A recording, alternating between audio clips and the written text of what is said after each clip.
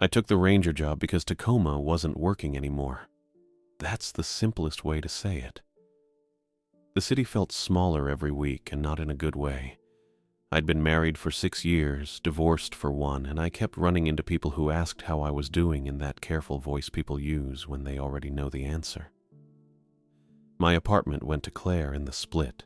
Made sense. She'd picked it out. I moved my stuff into Michael Daniels' spare room, which turned into his couch after about a month when his sister needed the room. He didn't complain. I tried not to either. I spent most of that year on his couch, applying to things, watching afternoon TV I didn't care about, eating cereal for dinner because cooking felt like too much effort for just me. The days blurred. I'd wake up, check my phone, send out another application, and then it'd be dark again. Michael worked late most nights, IT stuff for some firm downtown, so I had the place to myself. That should have felt like freedom. It just felt empty. When the National Park Service listing came through, I almost deleted it. Seasonal work, backcountry assignment, housing provided. Olympic National Park. I'd never worked for the parks before. My background was in forestry, some conservation survey work, nothing that made me an obvious fit. But it was far enough from Tacoma that I wouldn't accidentally run into anyone I knew, and the idea of spending months in the rainforest sounded better than another month on Michael's couch. So I applied. Figured I wouldn't hear back. They called me 2 weeks later. The woman on the phone said her name was Donna Warner and that she was the supervisor for the Forks district. She asked if I could start in 3 weeks. I said yes before she finished the sentence. Michael helped me pack my truck on a Tuesday morning. Didn't take long. Most of my stuff was still in boxes from the divorce. He handed me a dented hydro flask and told me not to be a stranger. I said I wouldn't. We both knew I probably would be. The drive to Forks took about 4 hours. Trees started outnumbering buildings once I passed Port Angeles, and by the time I hit the turnoff, the sky had gone gray and low. It rained the whole last hour. Not hard, just persistent. The kind of rain that doesn't stop. Ranger housing was a small cluster of cabins about 2 miles from the station, tucked into the tree line off a gravel access road. Mine was at the end. Single room, kitchenette, bathroom with a shower that dripped. Bed frame, table, 2 chairs, clean, but worn. I dropped my boxes on the floor and sat on the bed for a minute. It creaked. The window looked out at Douglas firs and not much else. Quiet. I unpacked that night. Didn't take long. Clothes in the dresser, toiletries in the bathroom, books on the floor next to the bed because there wasn't a shelf. I found a can of soup in one of the boxes, something I'd grabbed from Michael's pantry, and heated it on the stove. Ate it standing up. Then I lay down and stared at the ceiling until I fell asleep. The Forks Ranger Station was bigger than I expected. 2-story wood and stone, with a visitor center on the ground floor and offices upstairs. I reported at 7 in the morning on my first day. Donna met me in the hallway outside her office. She was shorter than I'd pictured, maybe 5.5 feet, with black hair pulled tight and eyes that didn't blink much. She shook my hand once, firm, and told me to follow her. Her office was small and organized, everything labeled. Clipboard on the desk, radio charging on the shelf, map of the district pinned to the wall with color-coded markers. She sat behind the desk and motioned for me to sit across from her. "You've done survey work?" she said. Not a question. "Yeah, mostly timber assessments, some wildlife tracking. Backcountry experience?" "Enough." She looked at me for a second. Then she nodded. "This isn't a survey. You'll be checking permits, logging trail conditions, turning back visitors who shouldn't be out there. You'll file reports every shift. They need to be accurate. If something happens in the backcountry and your report doesn't match the conditions, that's everyone's problem. Understood?" "Understood." "Good. You'll spend the first 2 weeks on day shifts, shorter routes. Learn the area. After that, we'll see." That was it. She handed me a park radio, a laminated map, and a duty roster. Told me to check in at the front desk and get my uniform sorted. I did. The first 2 weeks were exactly what she said. Day shifts, shorter routes. I checked permits at trailheads, made sure people had the right gear for the terrain, logged conditions in a notebook that got transcribed into the system at the end of every shift. Most visitors were fine, prepared, respectful, just there to see the rainforest and move on. But there were always a few who thought the rules didn't apply to them. A guy in sandals and a tank top told me he didn't need a permit because he was only going a few miles. I explained that a few miles into the Ho corridor still required a permit. He argued. I didn't budge. He left annoyed. A family with a kid, maybe 6 years old, wanted to hike to the glacier overlook. It was a 12-mile round trip with elevation gain and weather coming in. I suggested a shorter trail. The dad got defensive. Said they knew what they were doing. I told him the park required certain gear for that route and asked to see it. They didn't have it. He called me a bureaucrat. I let him. They turned back. That kind of thing happened maybe 3 or 4 times a week. People treated the easy access like it meant easy consequences. It didn't. The forest didn't care if you thought you were tough. I learned the rhythm fast. Radio check-ins every 2 hours, report trail conditions, visitor counts, anything unusual. File the written log at the end of shift. Make sure the paperwork lined up with the radio calls. Donna reviewed everything. I don't know if she slept. Every report I filed came back with notes. Small things. A time that didn't match. A trail marker I'd logged wrong. She didn't yell, just corrected. It kept me sharp. The other rangers were fine. Polite but busy. I didn't push for conversation. I was there to work, and they seemed to appreciate that I didn't slow them down. I ate lunch alone most days, usually in my truck or at a trailhead bench. Dinner was back at the cabin. Soup, sandwiches, whatever I could make without thinking about it. I called Michael once, told him I was settling in. He asked if I liked it. I said it was different.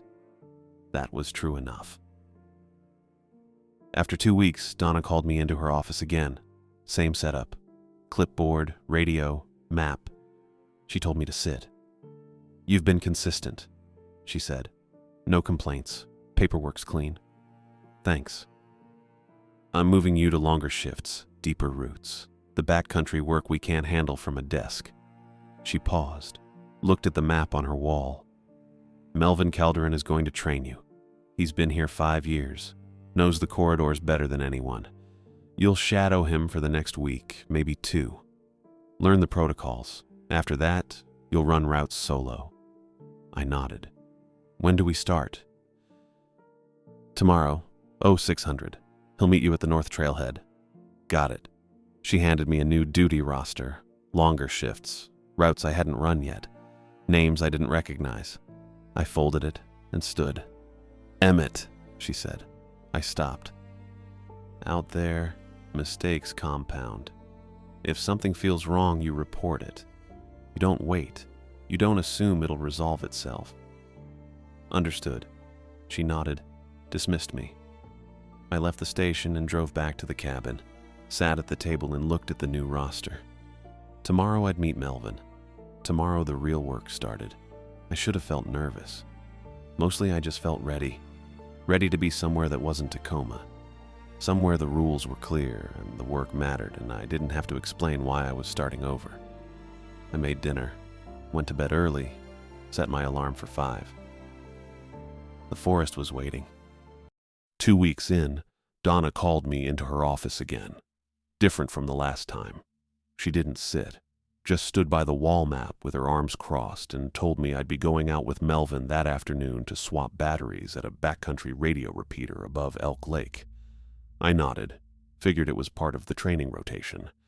She'd mentioned equipment maintenance during my first briefing, but we hadn't gotten to it yet.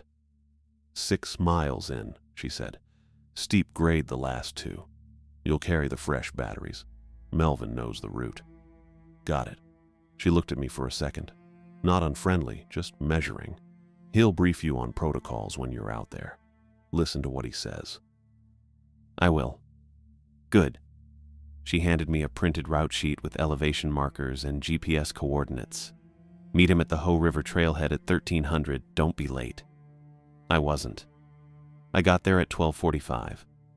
Melvin was already waiting by his truck, a green Park Service F-250 with mud caked halfway up the doors. He was maybe 5'11", solid build, the kind of guy who looked comfortable in boots and a weathered cap. He didn't smile when I walked up, but he wasn't cold either, just direct. "You bring water?" he asked. I held up my pack. 3 liters. "Good. We'll be out 4 hours, maybe 5 if the trail's bad." He opened the bed of his truck and pulled out a black nylon case about the size of a shoebox, heavy from the way he handled it. "Batteries. You carry these. I've got the tools." He passed the case to me. I clipped it to the outside of my pack and tightened the straps. "Let's go," he said. We started up the Hoh River Trail just after 1. The first mile was easy. Flat, mostly, with the river running loud and fast to our left. Moss hung thick on everything. Branches, rocks, fallen logs. The kind of green that looked fake if you weren't used to it. I was still getting used to it. Melvin didn't talk much, just kept a steady pace, boots hitting the trail in a rhythm that felt automatic. I followed about 10 feet behind, trying to match his stride, trying to look like I belonged out there instead of feeling like the new guy tagging along. I'd done trail work before, surveys mostly, counting saplings, marking invasive species, that kind of thing. But this was different. The weight of the pack felt different. The quiet felt different. The fact that we were 6 miles from the trailhead and nobody else was out here felt different. I didn't say any of that, just kept walking. Around mile 2, the trail started climbing. Not bad at first, but steady. My breathing got heavier. Melvin's didn't. He just kept that same pace. Boots finding holds on roots and rocks without looking down. I focused on my footing, on keeping up, on not tripping over something stupid and proving I didn't know what I was doing. The trees got thicker, taller. The light came through in patches now, gray-green and soft. Everything smelled like wet bark and dirt. We hit mile 3 and Melvin stopped. I almost walked into him, caught myself a step back and adjusted my pack straps. Figured he was checking the route or taking a water break. He wasn't doing either. He just stood there for a second, looking at the trail ahead. Then he turned and reached into his vest pocket. "You got a minute?" he asked. "Yeah." He pulled out a laminated card, about the size of an index card, maybe a little bigger. The lamination was scratched and worn around the edges, like it had been in and out of pockets for a while. He handed it to me. I took it, turned it over. The top of the card said Olympic Corridor Field Protocols in bold black text. Under that, a list, 8 lines, numbered. I read it. 1. Don't drink water that runs uphill. 2. Don't answer if someone uses your full name. 3. Keep orange survey tape in your right pocket. 4. Turn around if a second set of your boot prints appears. 5. Don't use a headlamp on strobe. 6. Ignore trail signs with fresh screws. 7. Pull the battery if your radio turns on by itself. 8. Don't take coins from a neat pile. I looked up at Melvin. He was watching me, not smiling, not joking. "Every new ranger gets it," he said. "You need to follow it." I glanced back down at the card, read the first line again. "Don't drink water that runs uphill." Then the second. "Don't answer if someone uses your full name." It sounded half like superstition and half like safety training. The kind of thing you'd expect from a guy who'd been in the woods too long and started seeing patterns that weren't there. But Melvin wasn't laughing, wasn't waiting for me to ask if this was a joke. "Okay," I said. He nodded. "Keep it on you. Don't lose it." "I won't." "Good." He turned and started walking again. I stood there for another second, looked at the card one more time. The lamination was clear enough that I could see faint creases underneath, like it had been printed and reprinted a few times before someone decided to make it permanent. I slipped it into my chest pocket, zipped it closed. Then I followed Melvin up the trail. I didn't ask him about it. Didn't crack a joke or try to get him to explain what half the rules even meant. Water doesn't run uphill. That was basic physics. A second set of my own boot prints didn't make sense unless someone else was wearing my exact boots, which also didn't make sense. But I kept the card. Part of me figured it was veteran humor, the kind of thing you hand the new guy to see if he'll take it seriously or laugh it off. A test, maybe, or just tradition. The other part of me noticed that Melvin didn't smile when he gave it to me, so I kept it, and I didn't ask. The next afternoon, I was out near 5 Mile Island by myself. First solo shift. Donna had cleared me after the week with Melvin and given me a standard day route on the Ho corridor. Check permits, scan for trail issues, log visitor counts. Basic stuff. The morning had been quiet. I'd checked 3 groups by noon, all with proper permits and decent gear. One couple asked about bear activity and I told them what I knew, which wasn't much yet. They thanked me and kept walking. Around 2, I was maybe half a mile past the island when I spotted the spur trail. It wasn't on my map. I stopped and pulled the laminated sheet from my chest pocket to confirm. The main trail ran straight here. No offshoots marked. But there it was, branching left into the trees with a wooden sign at the entrance. The sign looked new. Fresh cut wood, pale where the saw had gone through. The edges were clean, and the post stood straight in the dirt without any lean. Someone had installed it recently.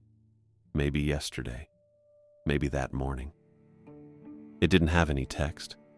Just an arrow carved into the face, pointing down the spur. I figured it was probably a maintenance reroute.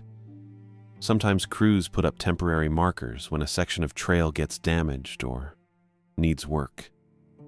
Washouts, downed trees, that kind of thing.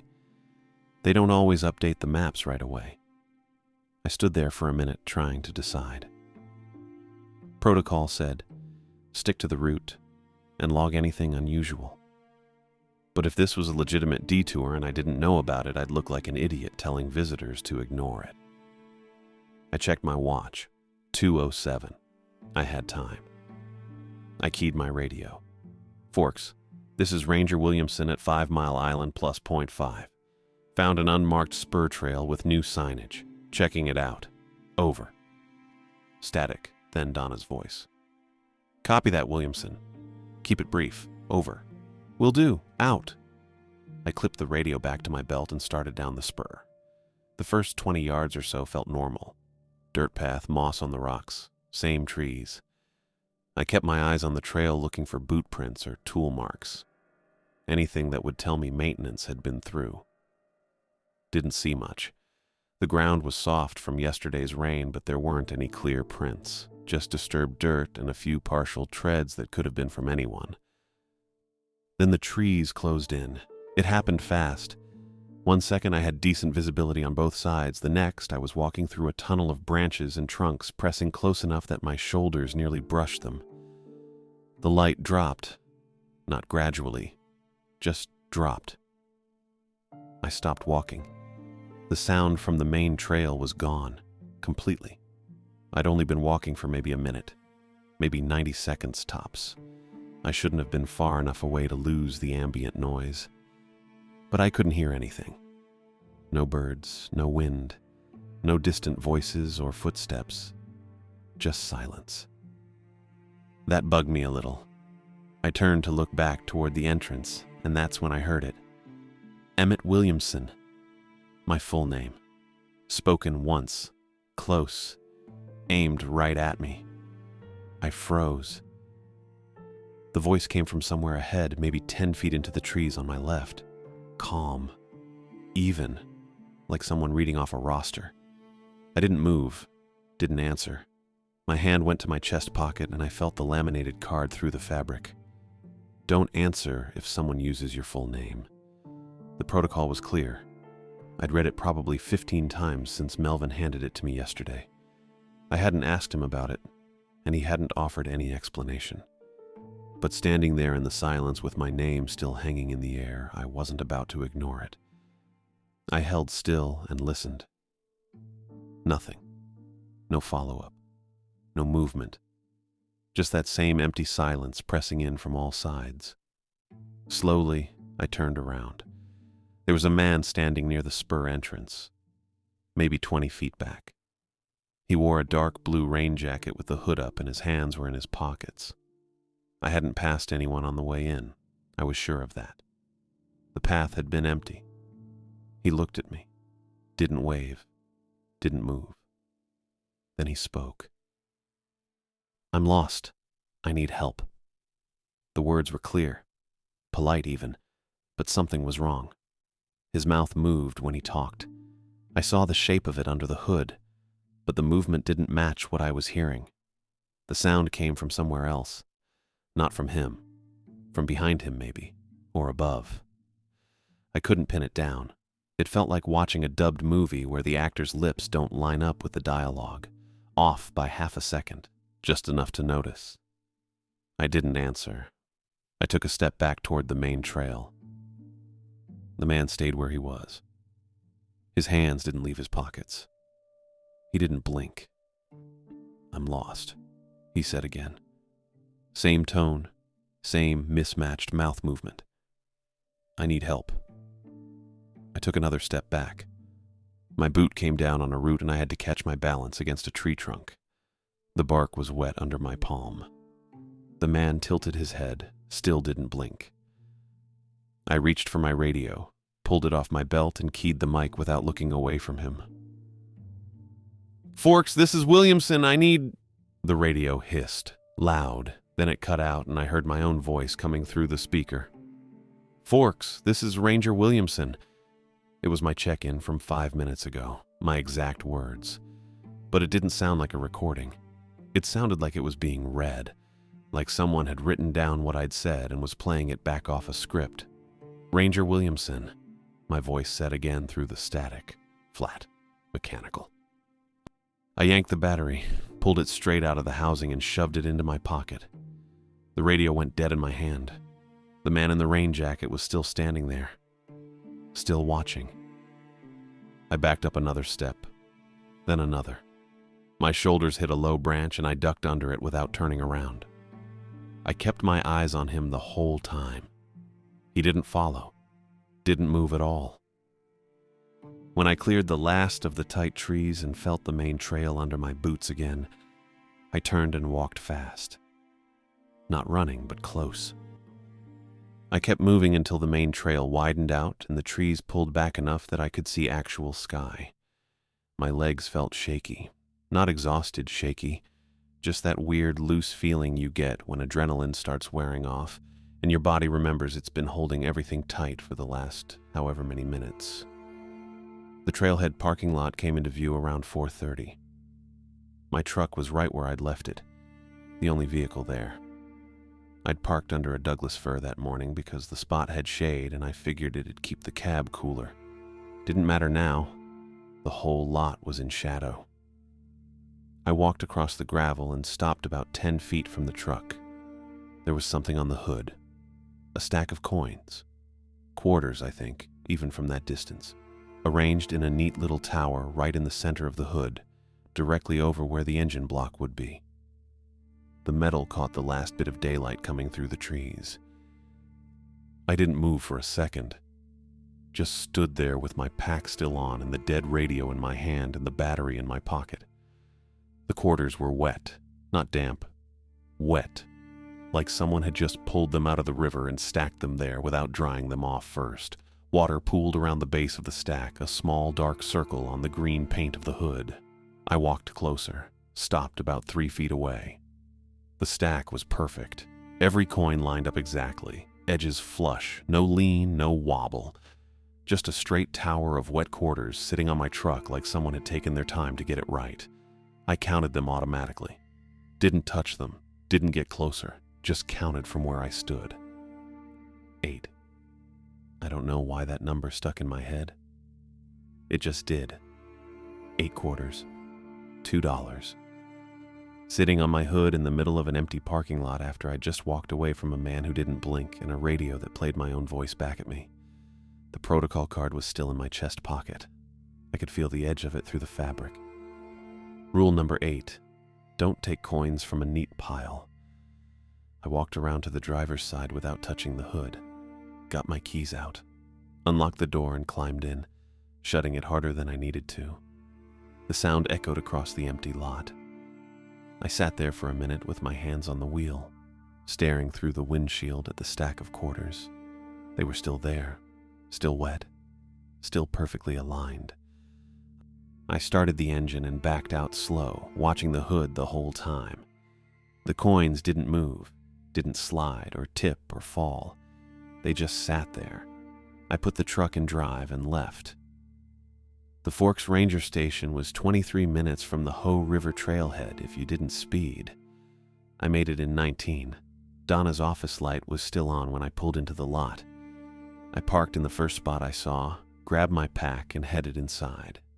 The front desk was empty. Sharon, or maybe it was Sandra, I could never remember which, must have gone home already. I walked past and down the hall to Donna's door. It was open. She was at her desk with a tablet in front of her, scrolling through something. She looked up when I knocked on the frame. "Williamson, I need to report something," I said. She set the tablet down. "Come in." I stepped inside and closed the door behind me. Stood there for a second trying to figure out where to start. "Sit," Donna said, nodding at the chair across from her desk.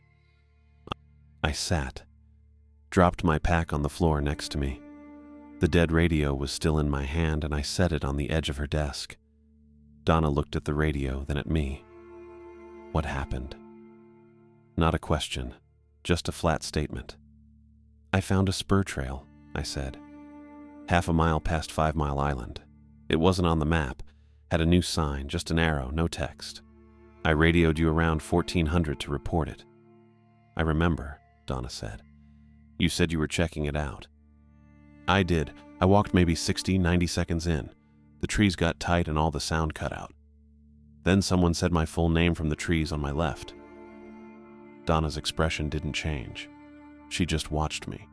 "I didn't answer," I said. "I remembered the card Melvin gave me. Rule 2. Don't answer if someone uses your full name." "Good," Donna said. Then I turned around and there was a man at the trail entrance, blue rain jacket, hood up. I didn't pass him on the way in. He wasn't there before. "What did he do?" "He said he was lost and needed help, but his mouth didn't match the words, like the sound was coming from somewhere else, not from him. I stepped back and tried to radio you. The radio started playing my own voice back at me, my check-in from 5 minutes earlier. So I pulled the battery." I nodded at the radio on her desk. Donna picked it up and turned it over in her hands, checking the empty battery compartment. "You followed protocol," she said. "Yeah." "Did you step onto the spur?" I hesitated. "Yeah, I did." Donna set the radio down. "How far?" "Maybe 100 feet, not more than that. Landmarks."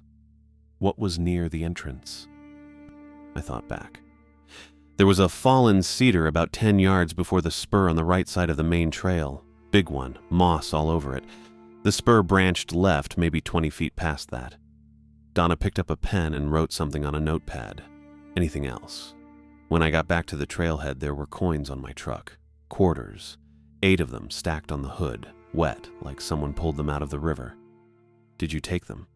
"No." "Did you touch them?" "No. I counted them and left." Donna wrote again. Then she set the pen down and looked at me. "Melvin's been moved to administrative duty for the week. He's at the Port Angeles office doing paperwork and training updates." That hit me weird. I stared at her. "When did that happen?" I said. "Monday." "That's not right," I said. "I was with Melvin yesterday. We swapped batteries at the Elk Lake repeater." Donna's face stayed flat. No surprise, no confusion, just that same controlled expression she always had. "Melvin hasn't been in the field since Sunday," she said. "Check your duty roster. You ran Elk Lake solo on Tuesday." I opened my mouth, closed it. My chest felt tight.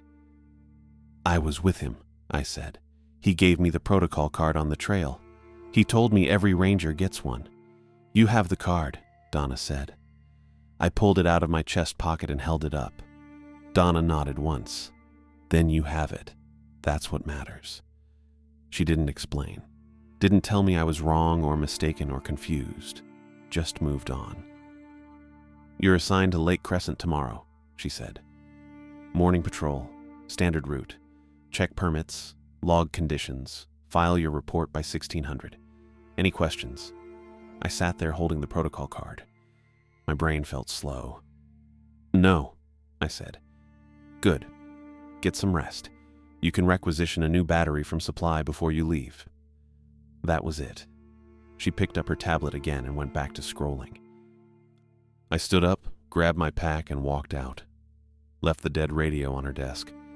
I stopped by supply and got a new battery from a kid whose name I didn't catch. He didn't ask why I needed it, just handed it over and had me sign a sheet on a clipboard. The drive back to my cabin took 15 minutes. The sun was almost down by the time I pulled onto the gravel access road. My cabin was at the end, same as always. One room, kitchenette, bathroom with the dripping shower. I unlocked the door and dropped my pack on the floor. Sat down at the table without turning on the lights. Melvin had been with me yesterday. I remembered it. The hike, the battery case clipped to my pack the way he'd stopped at mile 3 and pulled out the card. The scratched lamination, the bold text at the top. Olympic Corridor Field protocols. Donna said he'd been in Port Angeles since Monday. I pulled the card out again and set it on the table in front of me. Stared at it in the dim light coming through the window. The rules were real. I knew that now. Not a joke, not a test. Melvin had been serious when he handed me the card, and I'd followed Rule 2 today without thinking about it. Just heard my full name and didn't answer. But if Melvin hadn't been with me yesterday, then who had? I didn't have an answer for that. I got up and heated a can of soup. Ate it standing at the counter because sitting felt wrong. My legs were still shaky. I kept seeing the man in the blue rain jacket, the way he tilted his head without blinking. The mismatched mouth and voice, the 8 quarters on my hood. I washed the bowl and left it in the dish rack. Went to the bathroom and brushed my teeth. Came back out and lay down on the bed fully clothed with the lights still off. Sleep didn't come easy. I kept replaying it. The rain jacket, the voice, the sound cutting out on the spur trail. The radio playing my own words back at me in that flat, wrong tone. And Melvin. Or whoever I'd hiked with yesterday. I rolled over and stared at the wall. The protocol card was still on the table where I'd left it. I could see the edge of it from the bed, the corner of the lamination catching a sliver of moonlight through the window. The rules weren't a joke. I closed my eyes and tried to stop thinking. Didn't work. I just kept seeing the man's face, the hood pulled up, the hands in the pockets, the way he'd stood there without moving while I backed away. I'm lost. I need help. I pulled the pillow over my head and focused on breathing, in and out, slow and steady. Eventually, I must have slept, but it didn't feel like rest. I left the cabin at 6 in the morning. The sun was just starting to come up over the trees, not bright yet, but enough to see the road. I loaded my pack into the truck and checked the radio 3 times before starting the engine. New battery, fresh clip, nothing weird. The drive to Lake Crescent took 40 minutes. I passed through forks with the windows cracked and cold air coming in that helped keep me awake. I'd slept maybe 4 hours total, broken up into chunks where I'd wake up thinking about the man in the blue rain jacket or the quarters on my hood. At some point I'd gotten up and checked the protocol card again just to make sure it was real. It was. Storm King Ranger Station sat right off Highway 101, a small wood building with 2 parking spots and a trailhead kiosk. The lot was empty when I pulled in. I sat in the truck for a minute and drank the last of the coffee I'd made at the cabin. It was lukewarm and tasted burnt, but I finished it anyway. The Marymere Falls Trail started just past the kiosk. Standard route. 2 miles in, waterfall at the end, loop back. Donna had given me the assignment because it was easy and high traffic, which I figured meant she wanted me somewhere I couldn't get into trouble. That was fine. I clipped the radio to my belt, locked the truck, and started walking. The first half-mile was flat and wide. Gravel path, moss on the trees, ferns growing thick on both sides. Morning light came through in patches, and I could hear the creek running somewhere off to my left. I checked 3 permits in the first 20 minutes. All of them fine. An older couple with matching rain shells and trekking poles, a guy in his 20s wearing trail runners and carrying a DSLR camera in a padded case. Nobody strange. Around mile 1, I passed a family coming back down. Mom, dad, kid maybe 7 or 8 years old, dragging a stick along the wooden railing that ran beside the path.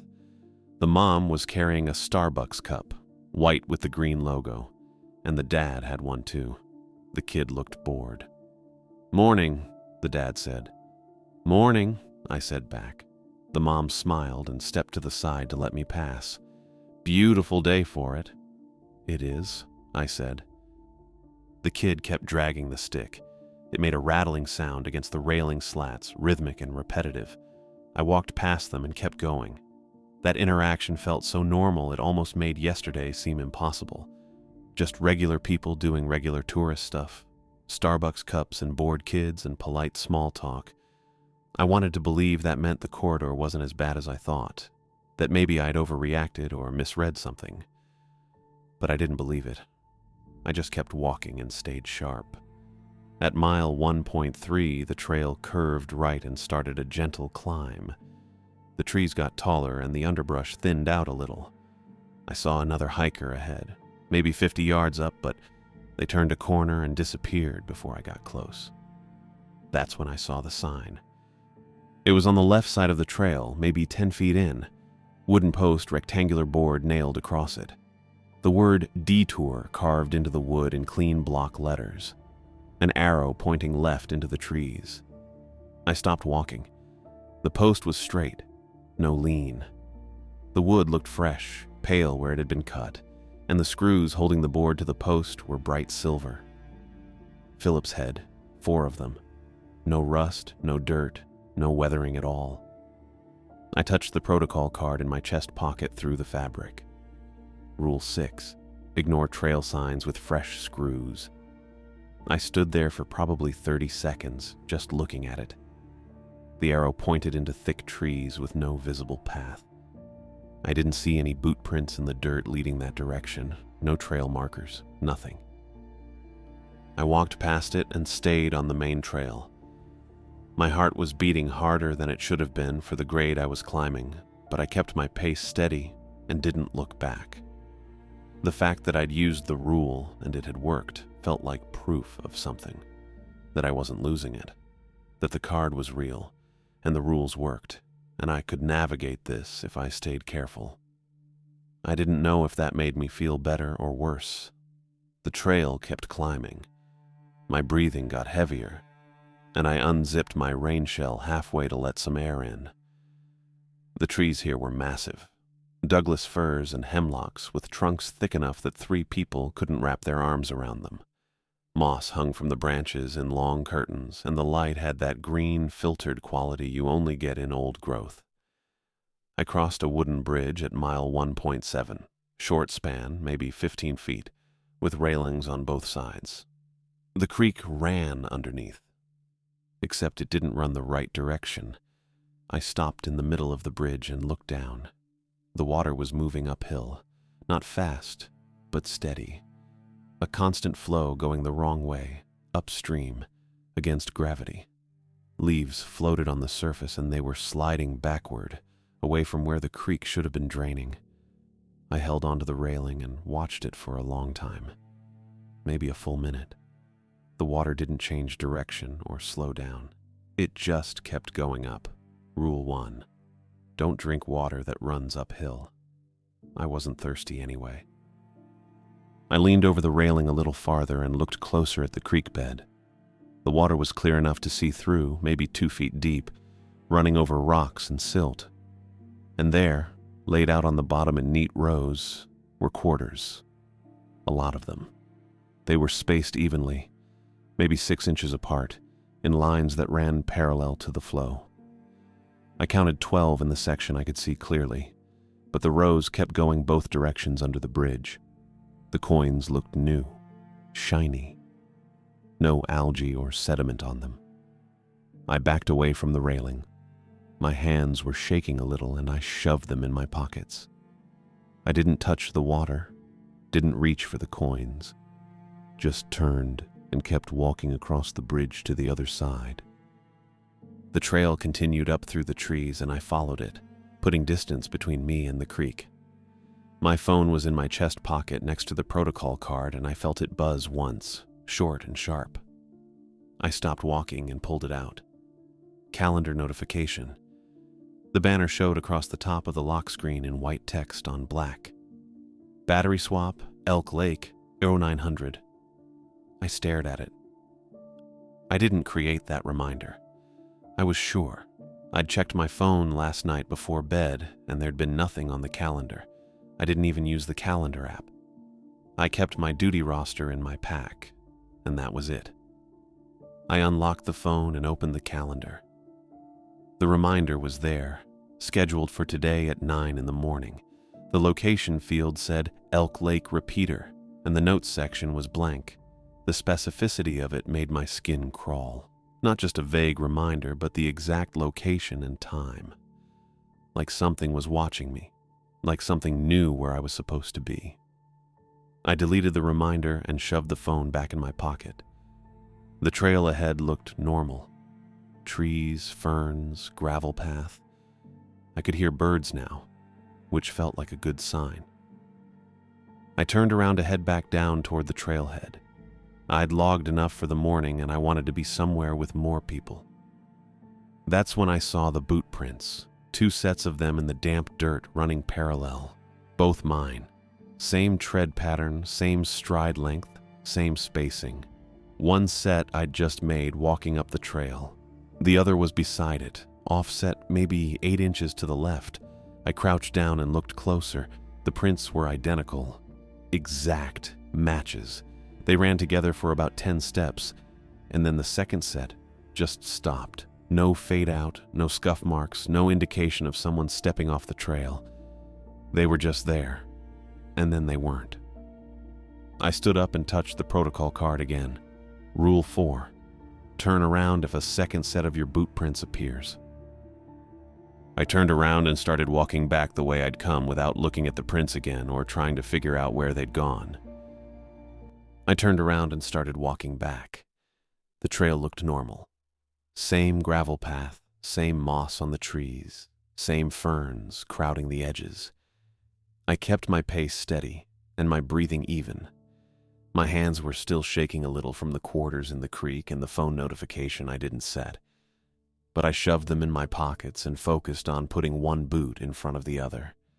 The bridge came up after maybe 2 minutes. Same 15-foot span, same railings on both sides. I didn't look over the edge at the water. Didn't want to see if it was still running uphill or if the coins were still down there in their neat rows. I just crossed and kept moving. That's when I noticed the scratch. It was on the left railing, maybe halfway across the bridge. A fresh gouge in the wood, pale and bright where something had scraped deep. The edges were sharp and clean. I stopped and stared at it for a second. I'd crossed this bridge maybe 10 minutes ago, and I was pretty sure that scratch hadn't been there. I would have noticed. I notice things. That's the job.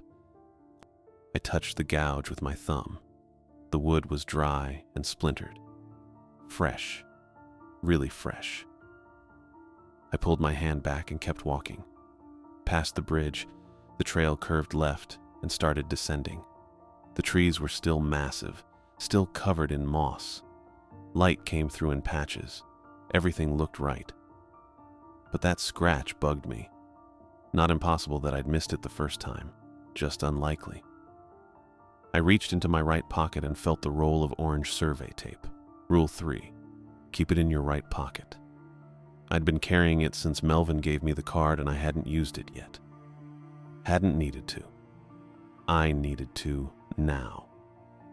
There was a fern about 3 feet tall growing next to a Douglas fir on my left, maybe 10 yards past the bridge. Big fronds, bright green, wet from yesterday's rain. I pulled off a length of tape, maybe 8 inches, and tied it around one of the fronds in a simple overhand knot. The orange stood out sharp against the green, unmistakable. I kept walking. The trail descended steady and easy. My breathing evened out. I passed a fallen log covered in moss and shelf fungi, past a cluster of sword ferns taller than my waist, past a tree with a trunk so thick I couldn't see around it. Everything normal, everything fine. Then I saw the orange tape. It was tied around a fern frond on my left, next to a Douglas fir. Same knot, same length of tape, same fern. I stopped walking. I stood there and stared at it for probably 30 seconds. The tape moved a little in the breeze. The knot was exactly how I'd tied it. Overhand, pulled tight, with the tail end sticking up at an angle. I turned around slow and looked back the way I'd come. The trail stretched behind me, descending into the trees. No bridge visible, no landmarks I recognized. Just trail. I turned forward again. The fern with the orange tape was maybe 6 feet in front of me. I'd been walking in a straight line. Hadn't turned around, hadn't backtracked, hadn't left the trail. I'd walked for maybe 5 minutes, steady pace, downhill the whole time. And I was back at the same fern. My heart rate picked up. I reached into my chest pocket and touched the protocol card through the fabric. Rule 4. Turn around if a second set of your boot prints appears. I looked down at the trail. The gravel was damp and soft in places, and I could see prints. Mine. Boot treads going both directions, coming and going, overlapping in spots. I turned around and started walking the other direction. Fast. Not running, but close. The trail climbed now. My legs burned a little and my breathing got heavier. I kept my eyes on the path and didn't look at the trees, didn't look at the ferns, just focused on moving forward and getting out. That's when my radio turned on. The click was loud in the quiet, sharp and metallic. I looked down at my belt and saw the radio clipped there, and the little green light on top was glowing. Active, receiving. I'd pulled the battery. I'd pulled it after the phone notification, shoved it in my pocket, left the radio dead on my belt. I was sure. I remembered doing it.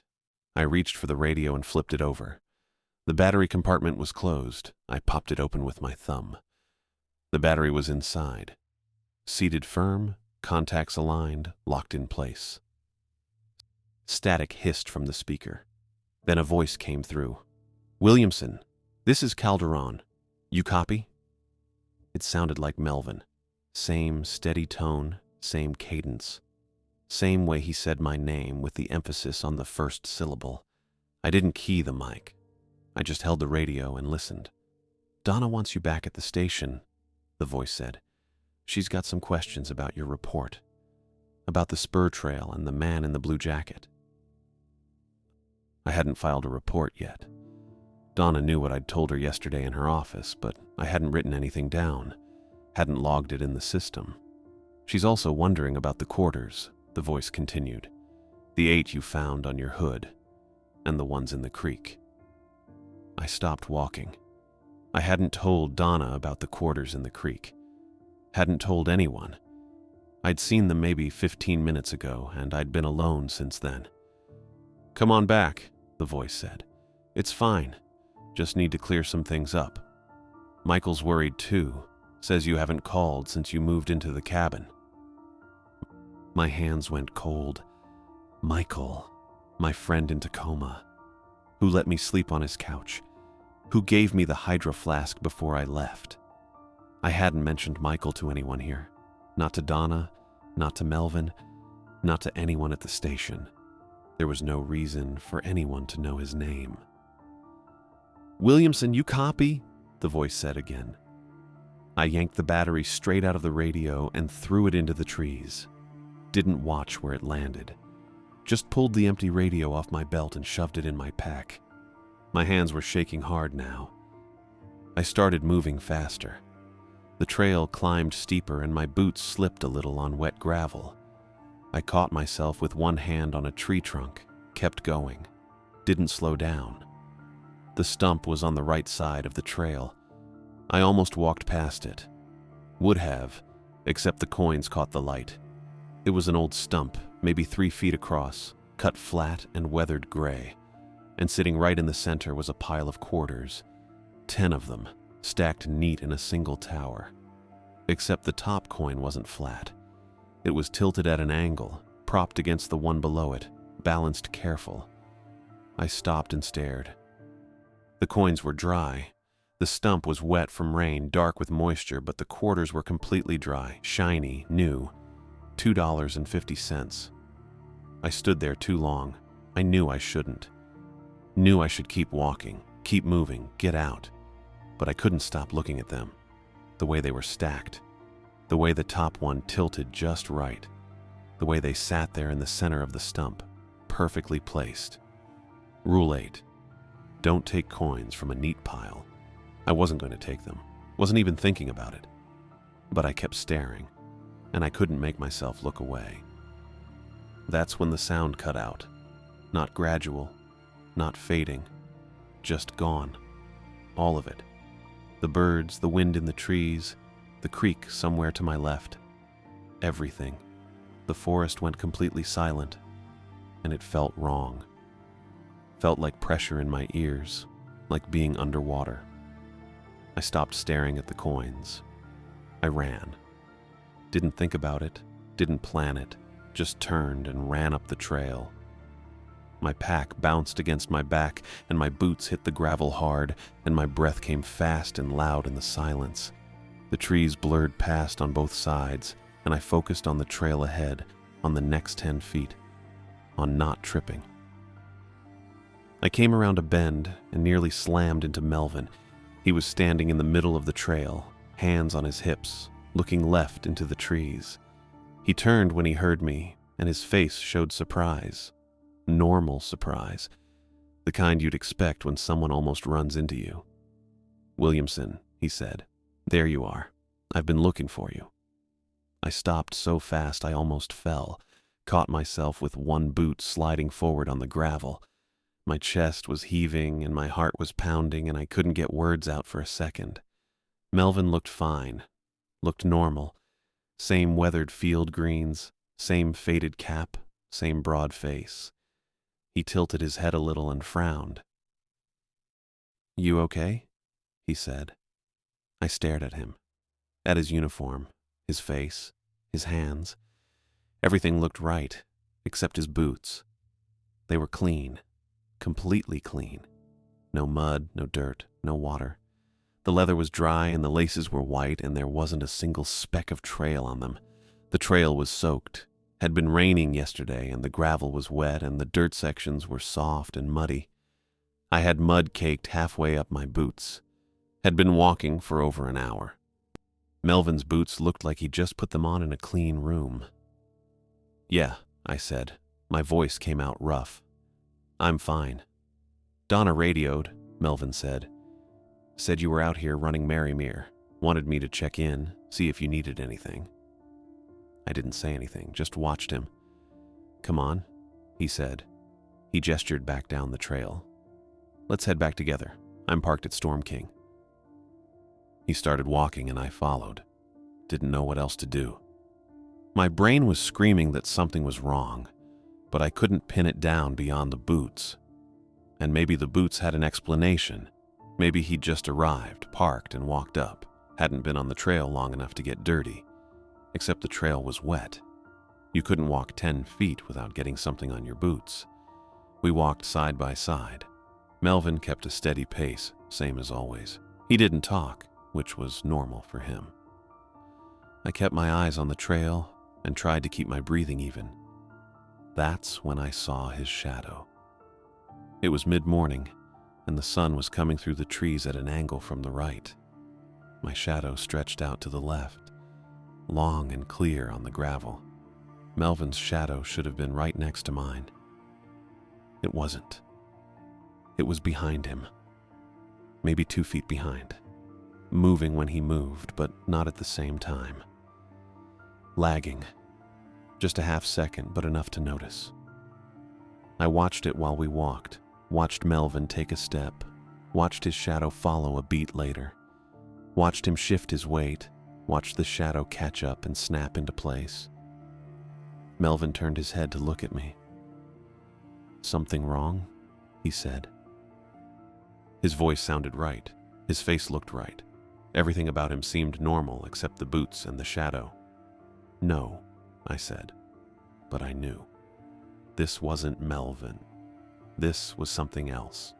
Something wearing him, using his face, his voice, his uniform, but not getting the details right. Not getting the boots dirty or the shadow timed correctly. I kept walking next to it and didn't let my face show anything. And I started planning how to get away. I kept walking beside Melvin. Not Melvin. Whatever it was. "Donna's probably wondering where you got to," he said. His voice sounded right. Same cadence Melvin always used. Same slight rasp at the end of sentences. "Yeah," I said. "Probably." We rounded a bend. The trail widened ahead where it flattened out before the parking area. I could see sunlight through the trees marking the clearing. Melvin adjusted his pack straps. A normal motion. The kind of thing anyone does on a trail. "You need water?" he asked. "I'm good."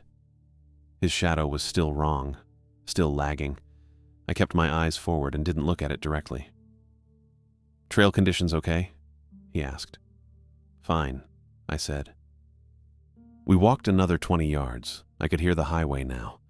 Faint hum of traffic on 101 filtering through the trees. I stopped and bent down, fiddling with my left bootlace like it had come loose. Melvin stopped too and turned halfway back toward me. "You good?" "Yeah, just hold on." I crouched and retied the lace. Took my time, made it look real.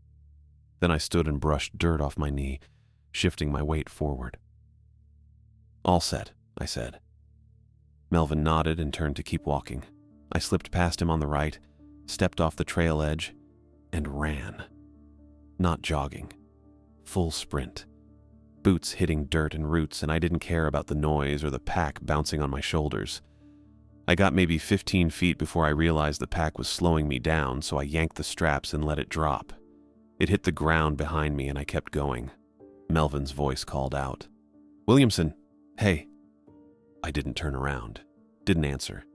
Just ran downhill with my arms pumping and my chest pocket still zipped around the protocol card and the orange tape roll bouncing in my right pocket. The trees blurred past. My boots slid on wet leaves and I caught myself on a trunk without stopping. The trail curved left and I followed it, breathing hard now, lungs burning. I reached into my pocket and pulled out the orange tape while I ran, tore off a strip with my teeth, stopped just long enough to tie it around a low branch, messy and fast, then kept moving. 20 yards later, I tore off another piece, tied it to a fern, kept going. The tape was supposed to mark my path.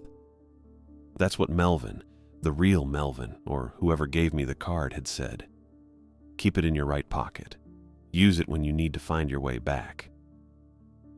I tore off a third piece and looked for a branch. There was already orange tape tied to the sword fern directly in front of me. I stopped running, stood there breathing hard with the torn strip in my hand. The knot was different, not the overhand I'd been tying. This one was a figure 8, neat and tight. I turned and looked behind me. Couldn't see the tape I'd just tied to the branch 20 yards back. The trail curved and the trees blocked the view. I kept walking, fast but not running. Tore off another strip and tied it low on a vine maple, right at knee height where it'd be hard to miss. 30 seconds later, I came around a turn and saw orange tape on a vine maple at knee height. Same messy knot I just tied. But I hadn't been here yet. I stopped and touched the tape. It was real, damp from the air. The knot was identical to the one I'd made 30 seconds ago. I pulled my hand back and shoved the tape roll into my pocket. The rules weren't just protection. They were a script. Follow them, and you stay predictable. Tie the tape and the trail knows where you're going. Keep it in your right pocket, and whatever's out here knows you're playing along. I started running again. Didn't tie any more tape, just ran. The trees thinned and I saw the parking lot ahead. Gravel and painted lines and the restroom building on the left. My truck was parked where I'd left it, covered in dried mud and road salt. There was a second truck beside it. Same make, same model, Ford Ranger with the Park Service decal on the door. Same mud pattern on the wheel wells. I stopped at the edge of the lot and stared. The second truck had a temporary paper tag in the rear window. I squinted and read the plate number. Matched mine exactly. A man stepped out from behind the restroom building. He wore the same green uniform shirt I had on, same boots, same radio on his belt. He looked at me and smiled. Professional. Helpful. "You okay?" he called.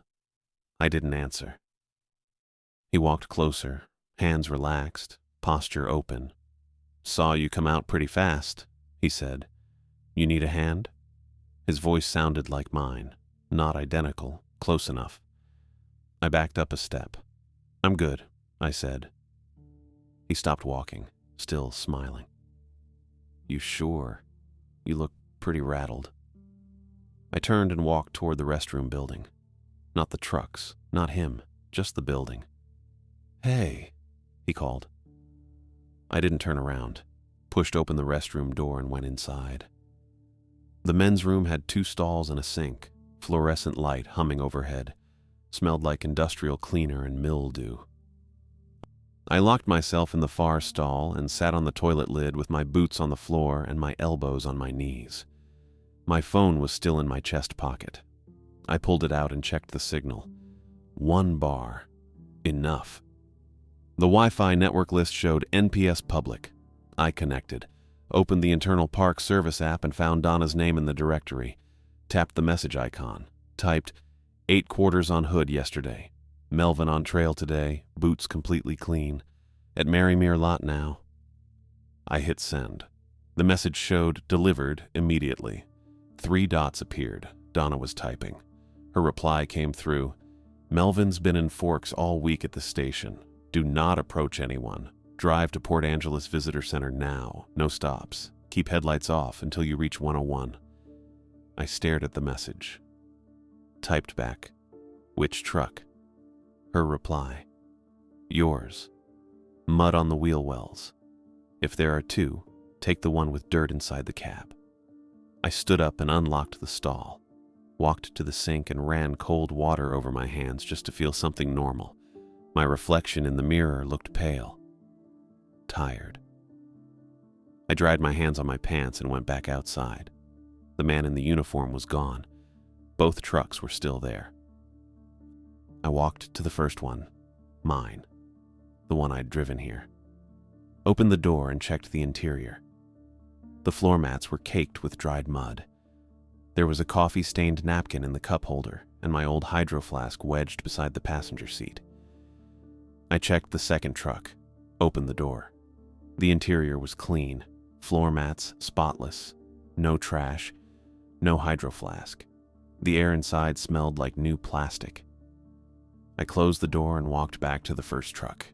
Got in, locked the doors, put the key in the ignition and started the engine. The radio turned on by itself. No static, just my own voice coming through the speaker. "Don't drink water that runs uphill." I reached for the power knob. It was already turned to the off position. My voice kept going. "Don't answer if someone uses your full name. Keep orange survey tape in your right pocket." I popped the radio faceplate and pulled it off. The wiring behind it looked normal. No battery, no obvious power source. "Turn around if a second set of your boot prints appears." I yanked the wiring harness out of the back of the unit. The voice didn't stop. "Don't use a headlamp on strobe." I shoved the truck into reverse and backed out of the spot. The second truck was still parked beside the empty space. I didn't look at it. I drove toward the exit. The radio kept reciting, "Ignore trail signs with fresh screws. Pull the battery if your radio turns on by itself." The access road curved through trees, one lane, gravel, and potholes. "Don't take coins from a neat pile." The highway was a quarter-mile ahead. I could see the intersection where the access road met 101. I reached up and pulled the headlamp off my belt, the small LED one I carried for emergencies, clicked it on and switched it to strobe mode, aimed it into the rearview mirror. The flashing started, bright white pulses, 1 per second. The trees outside the window shifted, not swaying, shifting, like they were adjusting position between flashes. Something slammed into the tailgate, hard enough to rock the truck forward. I looked in the mirror. The second truck was behind me, headlights off, flickering, there and not there between the strobe pulses. I pressed the gas, and the engine roared. The intersection was 50 yards ahead. The second truck flickered again, closer, then farther back, like it couldn't hold position. I hit the highway and yanked the wheel left onto 101, reached up and flipped the headlights on, checked the mirror. The second truck was gone. I drove north toward Port Angeles with my hands locked on the wheel and the headlamp still strobing on the passenger seat until the battery died. Donna was waiting behind the visitor center in Port Angeles when I pulled in. 2 other rangers stood with her, Benny Mercado, tall, with close-cropped hair, and a woman I didn't know. Dark braid, law enforcement uniform. I parked and got out. My legs felt shaky. "Williamson," Donna said. She didn't ask if I was okay, just looked at me and nodded toward the others. "This is Virginia Pierce, LE Ranger out of Port Angeles." Virginia nodded. "You had a rough morning." "Yeah." Donna stepped closer. "You touch anything on that trail? Take anything?" "No," I said. "I didn't." I stopped, reached into my pocket, right pocket, felt the tape roll and something else, pulled out 8 quarters. They were stacked, neat tower, sitting in my palm. "I didn't take these," I said. Donna pulled a latex glove from her pocket and snapped it on, held out a small plastic evidence bag. "Put them in here." I tilted my hand and let the quarters slide into the bag. Donna sealed it and handed it to Benny. "They're anchors," she said. "You counted them. That was the invitation." "I didn't take them." "Doesn't matter," Donna said. "You acknowledged them. That's enough." She looked at Benny. He nodded and walked toward a Park Service SUV parked near the building. Donna turned back to me. "You're off backcountry duty for the season. Desk work only. Port Angeles Station. You'll file reports and handle permit processing." "Donna."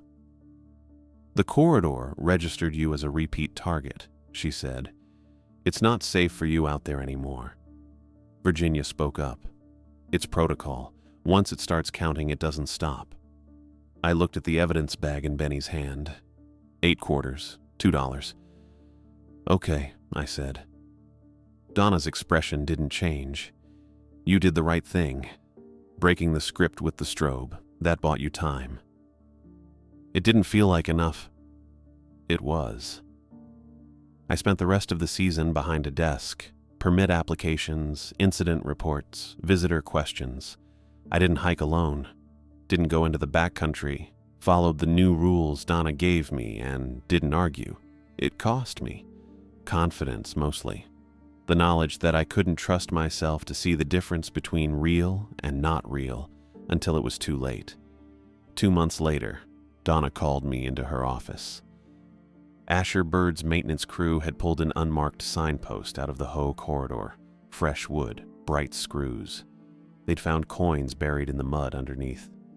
"How many?" I asked. Donna looked at me across the desk. 7, she said, "not 8. 7. I sat there and felt my stomach drop. "It's adjusting," Donna said. "Changing the pattern. So it's still out there." "It was always out there," she said. "You just gave it a reason to pay attention." I left her office and went back to my desk, filed reports, answered emails, stayed inside. The corridor could count, it could learn, and I hadn't escaped anything. I'd just changed the shape of the problem.